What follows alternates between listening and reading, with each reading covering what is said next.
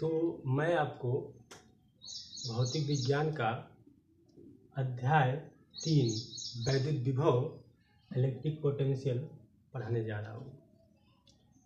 तो इसमें आपको सबसे पहले जो है वैद्युत विभवांतर हम बताएंगे।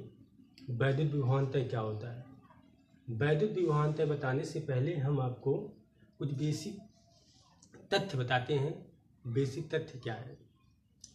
जैसे आप लोग जानते हैं कि जो जल होता है यह सदैव उच्च तल से निम्न तल की ओर प्रवाहित होता है, और जो ऊष्मा होती है, इसी प्रकार जो ऊष्मा होती है यह सदैव उच्च ताप वाली वस्तु से निम्न ताप वाली वस्तु की ओर जाती है। तो यहाँ जैसे हम आपको थोड़ा एग्जाम्पल सुनाना चाहते हैं। जैसे आप देख रहे हैं यहाँ दो बर्तन हैं, एक बर्तन आपका छोटा है, दूसरा बर्तन बड़ा है। तो यहाँ देखिए जो छोटा बर्तन है इसमें जो जल के तल की ऊंचाई है अधिक है, और जो बड़ा बर्तन है इसमें जल के तल की ऊंचाई कम है। तो जब हम इन दोनों बर्तनों को जोड़ देते हैं तो देखा जाता है जो जल होता है यह उच्च तल वाले बर्तन से निम्न तल वाले बर्तन में जाता है। अर्थात कह सकते हैं जिसमें जल के तल की ऊंचाई अधिक है उससे जो जल है दूसरे बर्तन में जाता है जिसमें जल के तल की ऊंचाई कम है। इसी प्रकार जैसे हम मान लीजिए दो वस्तु लेते हैं, एक वस्तु मान लीजिए आपका ए है और दूसरी वस्तु बी है। इसमें जो वस्तु ए है इसका ताप अधिक है, जो वस्तु बी है इसका ताप कम है। यदि हम वस्तु ए को वस्तु बी से जोड़ दें तो जो ऊष्मा है वह ए से बी में जाएगी, और तब तक जाएगी जब तक ए और बी दोनों के ताप समान ना हो जाए। तो यहाँ ये भी देखना होता है कि जो ऊष्मा होती है यह वस्तुओं के छोटे या बड़े आकार पर निर्भर नहीं करती है। अगर कोई वस्तु छोटी है दूसरी वस्तु बड़ी है और उसमें छोटी वस्तु का ताप अधिक है तो उसमें छोटी वस्तु से बड़ी वस्तु में जाएगी जब तक कि दोनों वस्तुओं की ताप समान ना हो जाए। उसी प्रकार जैसे आप देख रहे हैं यहाँ जो छोटा बर्तन इससे जो है जल बड़े बर्तन में तब तक जाएगा जब तक दोनों में जल के स्तर की ऊंचाई समान ना हो जाए। तो इसी के आधार पर आपको हम बताते हैं वैद्युत विभव। तो जो वैद्युत विभव होता है इसकी उपयोगिता क्या होती है? तो जो वैद्युत विभव होता है इसके माध्यम से वैद्युत क्षेत्र को व्यक्त किया जाता है। वैद्युत क्षेत्र को व्यक्त करने के लिए जो है वैद्युत क्षेत्र की तीव्रता वेक्टर की आवश्यकता होती है जो कि एक सदिश राशि होती है, और दूसरा जो राशि होती है वो वैद्युत विभव होता है। वैद्युत विभव के माध्यम से हम वैद्युत जो क्षेत्र होता है उसे हम व्यक्त करते हैं। जैसे मतलब जो वैद्युत विभव होता है ये इसके माध्यम से जो आवेश होते हैं, मतलब कह सकते हैं जो वैद्युत विभव होता है यह आवेश प्रवाह की दिशा को व्यक्त करता है। जैसे मान लीजिए यदि आपको दो वस्तु दिए जाएं और उन वस्तुओं को जोड़ दिया जाए तो जो वैद्युत विभव होता है वह उन वस्तुओं में आवेश प्रवाह की दिशा को व्यक्त करता है। मतलब ये बताता है जो आवेश है वह किस दिशा में प्रवाहित हो रहा है। अब आपको हम बताने जा रहे हैं वैद्युत विभवांतर। तो वैद्युत विभवांतर क्या होता है इसको हम रफ कर दे रहे हैं। वैद्युत विभवांतर क्या होता है जो है, पहले आपको हम वैद्युत विभवांतर की परिभाषा बताते हैं। जो वैद्युत विभवांतर की परिभाषा क्या है? वैद्युत विभवांतर की परिभाषा आपको बताते हैं हम। वैद्युत क्षेत्र में किसी धन परिचर आवेश को एक बिंदु से दूसरे बिंदु तक ले जाने में किए गए कार्य तथा उस धन परिचर आवेश के अनुपात को उन दोनों बिंदुओं के बीच वैद्युत विभवांतर कहा जाता है। अब जैसे आप देख रहे हैं हमने यहाँ पर जो है कोई धन परिचर आवेश प्लस क्यू रखा है, और जो प्लस क्यू आवेश है इसके वैद्युत क्षेत्र में दो बिंदु लिए गए हैं, एक बिंदु बी है और दूसरा बिंदु ए है। जो बिंदु बी है इस पर Q0 आवेश रखा गया है। तो यहाँ पर यदि हम जो आवेश Q0 है उसको हम बिंदु बी से ए तक लाए तो हमें परिकर्षण बल के विरुद्ध कार्य करना पड़ेगा, क्योंकि आप जानते हैं जो मतलब सजातीय आवेश होते हैं। सजातीय आवेश मतलब एक प्रकार के आवेश, जैसे यदि दो आवेश धनात्मक हैं या दो आवेश ऋणात्मक होते हैं सजातीय आवेश कहते हैं। और जो सजातीय आवेश होते हैं एक दूसरे पर वैद्युत परिकर्षण बल लगाते हैं, और जो विजातीय आवेश होते हैं जैसे एक जो है धनावेश है, दूसरा ऋणावेश है, तो एक दूसरे पर वैद्युत आकर्षण बल लगाते हैं। तो आपको हम बताना चाहते हैं कि यहाँ पर जैसे जो बी है और ए है, दो बिंदु हैं, तो दो बिंदुओं पर किस पर जो है वैद्युत प्रतिकर्षण बल अधिक होगा।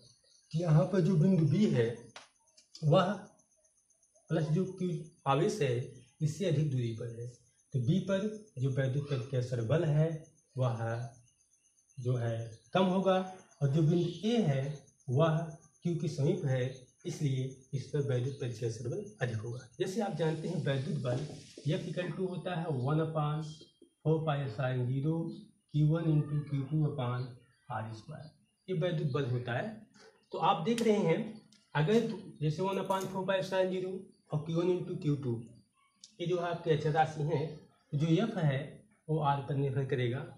यदि R का मान बढ़ेगा, क्योंकि जो F है वह r² के व्युत्क्रमानुपाती होता है, तो अगर R बढ़ेगा, दूरी बढ़ेगी तो F का मान घटेगा, अगर दूरी घटेगी तो F का मान बढ़ेगा। यहाँ पर जैसे आप देख रहे हैं जो Q है और जो Q0 है, बिंदु B पर Q0 रखा गया है, यहाँ पर दूरी अधिक है, जब दूरी अधिक है तो वैद्युत बल कम होगा, और जो A है वह Q के समीप है, इसलिए जो वैद्युत प्रतिकर्षण बल इस पर अधिक होगा।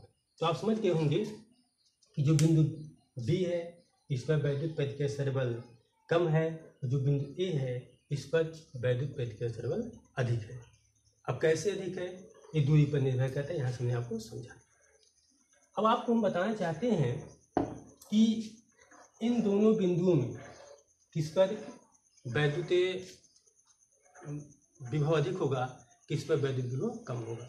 क्योंकि मतलब जो वैद्युत विभव होता है वो वैद्युत प्रतिकर्षण बल पर निर्भर करता है, तो जिस बिंदु पर वैद्युत प्रतिकर्षण बल का मान अधिक होगा वहाँ पर वैद्युत विभव उच्च होगा, और जिस बिंदु पर वैद्युत विभव मतलब वैद्युत प्रतिकर्षण बल कम होगा वहाँ वैद्युत विभव निम्न होगा।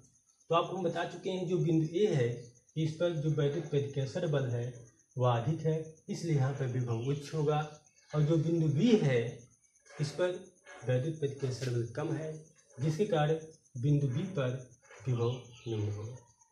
तो यहाँ पर अगर हम बिंदु बी से जो कि जो आवेश है उसको ए तक लाएंगे, हमें प्रतिकर्षण बल के विरुद्ध कार्य करना पड़ेगा। जैसे अब चूँकि यहाँ समान आवेश है, समान आवेश से एक दूसरे प्रतिकर्षण बल लगाते हैं, यदि हम बिंदु आवेश जो कि 0 है इसको बिंदु बी से और ए तक लाएंगे, हमें प्रतिकर्षण बल के विरुद्ध कार्य करना पड़ेगा। तो जो कार्य होगा उस कार्य और जो आवेश है इसका जो अनुपात होगा, उन दोनों बिंदुओं के बीच हम वैद्युत विभवांतर कहेंगे। एक बार हम आपको रिपीट कर दे रहे हैं। जैसे यहाँ आप देख रहे हैं जो Q है Q0 समान आवेश है, समान आवेश एक दूसरे पर प्रतिकर्षण बल लगाएंगे, तो जब हम आवेश जो धन परिचर आवेश Q0 है इसको हम बिंदु B से ए तक लाएंगे, हमें प्रतिकर्षण बल के विरुद्ध कार्य करना पड़ेगा। जो कार्य होगा वो कार्य और जो धन परिचर आवेश Q0 है दोनों का जो अनुपात होता है उसे बिंदु ए और बी के बीच हम वैद्युत विभवांतर कहेंगे। तो वैद्युत विभवांतर ज्ञात करने के लिए तो आप देख रहे हैं हम मानेंगे जो बिंदु ए है इस पर जो विभव है वह BA है, और जो बिंदु B है इस पर जो विभव है वह BB। अब यहाँ पर सवाल उठता है हमें विभव में अंतर निकालना है, तो मतलब जो A है A की अपेक्षा B पर कितना विभव कम होगा, हमें विभव अंतर निकालना है। इसलिए हम करेंगे क्या, क्योंकि जो A पर विभव BA है और बिंदु B पर विभव BB है, एक BA का मान अधिक होगा और BB का मान कम होगा, इसमें से हम घटा देंगे तो आपका आ जाएगा जो BA माइनस BB। यह बिंदु A और B के बीच विभव में अंतर आ गया। अब यहाँ पर जो इसका मान होगा वो किसके बराबर होगा, तो आपको परिभाषा के अनुसार बताया गया था कि जब हम Q0 को ए तक लाएंगे तो जो कार्य होगा मानेंगे वो कार्य है W, और ये जो आवेश होता है इस आवेश का अनुपात, तो दोनों का अनुपात होता है उसे वैद्युत विभवांतर कहते हैं। तो वैद्युत विभवांतर आप देख रहे हैं BA माइनस BB है, यहाँ है W/Q0 है, ये दोनों आपस में बराबर हो जाएंगे, यहाँ से आ जाएगा W/Q0। तो ये आपका देखिए कि बिंदु A और B के बीच जो वैद्युत विभवांतर है उसका मान आ जाएगा B A minus B B equal to W upon Q zero. तो परिभाषा यहाँ से क्या आया कि वैद्युत क्षेत्र में किसी धन परिसर आवेश को एक बिंदु से दूसरे बिंदु तक ले जाने में किए गए कार्य और धन परिसर आवेश के अनुपात को उन दोनों बिंदुओं के बीच वैद्युत विभवांतर कहा जाता है। तो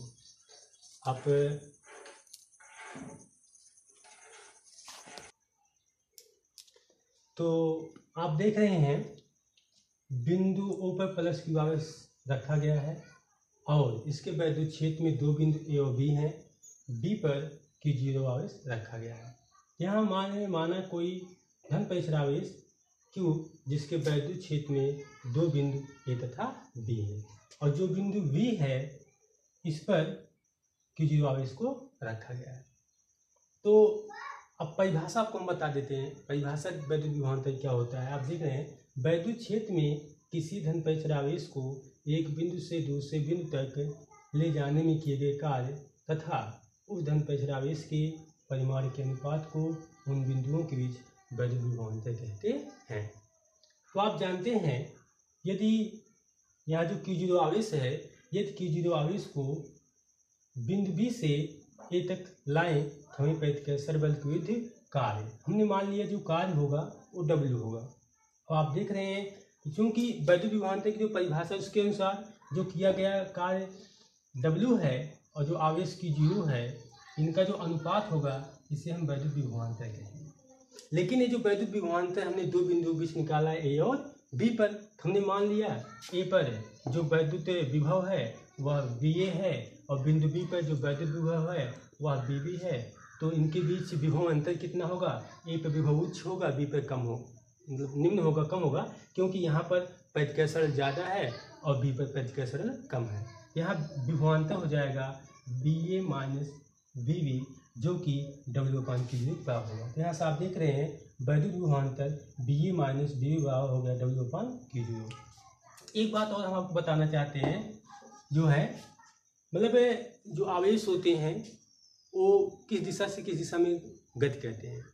तो जो धन परिसर आवेश होते हैं वो उच्च विभव से निम्न विभव की ओर गति करते हैं और जो ऋणावेश होते हैं वह निम्न विभव से उच्च विभव की गति करते हैं। कैसे, यहाँ पर आपको मान लीजिए आपको हम बताते हैं। जैसे मान लीजिए यहाँ कोई धनावेश रखा जाए तो A पर विभव उच्च है क्योंकि प्रतिकर्षण बल अधिक है। तो यहाँ आप देख रहे हैं जो Q धनावेश है तो धनावेश प्रतिकर्षण बल लगाएगा तो यहाँ जो आवेश होगा वह इससे दूर जाने का प्रयास करेगा, मतलब A से B की हो जाएगा। तो यहाँ आप देख रहे हैं जो धनावेश है वह उच्च विभव से निम्न विभव की हो जा रहा है। इसी प्रकार आप यहाँ पर अगर कोई हम ऋणावेश रखते हैं, ऋणावेश रखेंगे तो आप देख रहे हैं विपरीत आवेश हो गया है। धनावेश ऋणावेश है तो एक दूसरे पर आकर्षण लगाएंगे। जब आकर्षण लगाएंगे तो आप देख रहे हैं यह जो B से एक हो जाएगा। तो मतलब जो ऋणावेश होते हैं ये निम्न विभव से उच्च विभव की हो जाते हैं और जो धनावेश होते हैं ये उच्च विभव से निम्न विभव की ओर जाते हैं।